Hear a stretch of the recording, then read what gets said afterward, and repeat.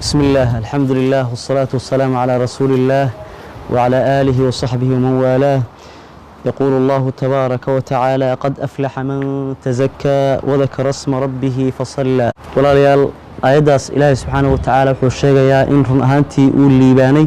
qofka naftiisa ka tahiray xumaanta iyo shirkiga iyo waxyaalaha radiilka aadka u xun. sidoo kale culamada mufasiriinta aayad wuxuu ku fasiraan زكاة الفطر إخراج زكاة الفطر قيب كبير علماء وحكوا في سنة آية إخراج زكاة الفطر. رمضان مبارك أصحابته لما سلام كذب وحان كلب كان كوبان كجاه لنا إن شاء الله تعالى أحكامته رمضان أحكامته فطر رمضان قبل صلى الله عليه وسلم أما زكاة الفطر ولا ليال زكاة الفطر وواجب علماء قاركون وحوي قانا زكاة الفطر صدقة الفطر صدقة النفوس صدقة رمضان انت waxaad ku arkaysaa kutubta mustalaxaad kaas ayadu la adeegsanaya laakiin waxa badan zakatul fitr in la dhaha oo ah zakadii nadiifinta qofka nadiifinaysay qofka sooman ee bisha ramadaan soomay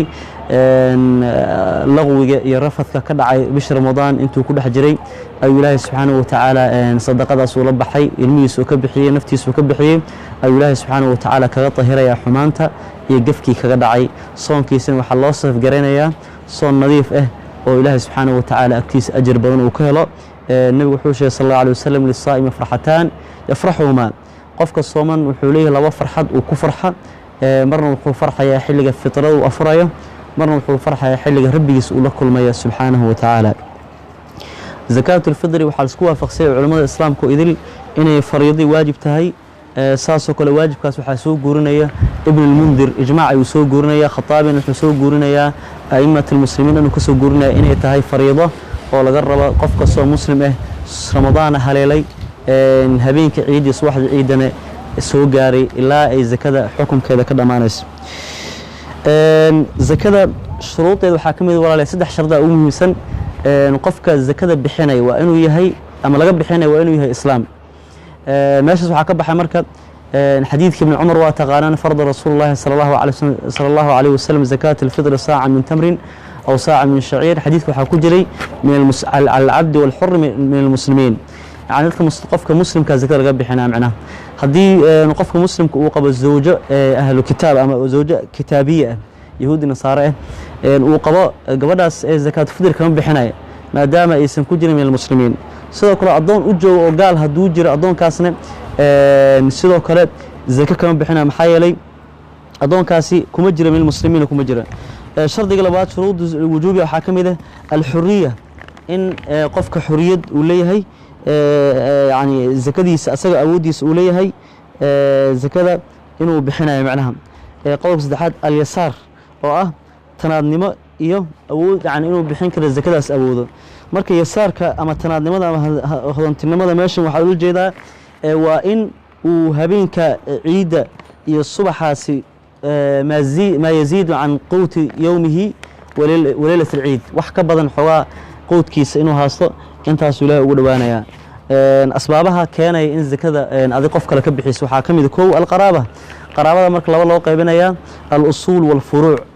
usul iyo furu' labadaasi waxa loo jeedaa usul waa aabihii iyo waalidkii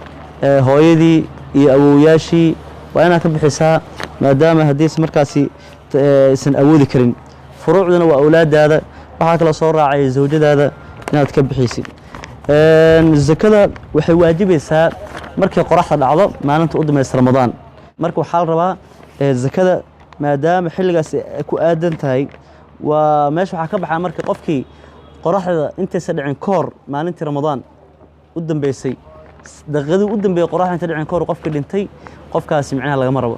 xayeel waxa la rabaa qofka in ramadaan qayb ka soo qaato habeenkii ciidana uu soo galo asagoo ruux ku jirto saas oo kale cunuga dhishtaa رمضان كدب معناها بينك قراحة العضو المغرب كاسي من ولد قبل غروب الشمس انت قراحة العين كور نولا كدب من الروح اللي كجر تأسوه مركز لنا المغرب كور حضرنا المغرب كدب سوق جاري قف كاسين ولا بحنا معناها محل بحنا مركب وحل بحنا سوس وعنتئه قوت البلد ذاتك حيالها أي عنان مما يقتات اختيارا وحيالها qofka uu naftiisa ay jeclaysan lahayd inuu cuno oo bini'aadamka xaafadda deegaankaas aan ka lama ogola qiimo lacag ahaan loo bixiyo qofkii markaas qof quud aan helin uu siiyo lacagta uu soo wakiilan karaa qof kale wuxuu dhihi karaa iga bixi sidoo kale waxa la bixinaa waa xubuub wax macnaha raashin oo qalalan ama galey ama digir marka daqiiq weydiiday culimada sida burka waa shiiday burka asalkiisa wuxuu ahaa qamxi u ahaa waa la soo shiiday daqiiq ku qoran waa artay jawaarada daqiiqul imaaraat daqiiqul fulaan ku qoran marka saasoo kale waxa badooda la shiiday maya marka waxa badooda la shiiday culimada qaarkood waxaan u dilisaan riwaayad oo Abu Daawud ku sugan oo Abu Daawud naftiisa u cileeyay saasoo kale saaca suuska marka ka soo gudubno kiilo hadii la dhahaa saddex qool ku jirto saacay nabiga inay tahay 2 kiilo bar inay tahay 2 kiilo 40 gram iyo 3 kiilo meesha ugu badan la sheego sidaas daraadeed beega iyo miisaanka farqigaas ayaa u dhaxeeyo wafaqani Allah wa iyaakum wixii aan saxanay insha Allah ta'ala ilaahay fadligiisa ku dhacday wixii aan khaldayna nafteeda iyo shaydaana ka hatay ilaahna oo soo wadkeenaya intaas waxaan jeclaystay walaalahay inaan la wadaago wax badan ogtiin waaye لكن من باب التذكرة وأنا أطلق لي وبالله توفيق وصلى الله وسلم وبارك على نبينا محمد وعلى آله وصحبه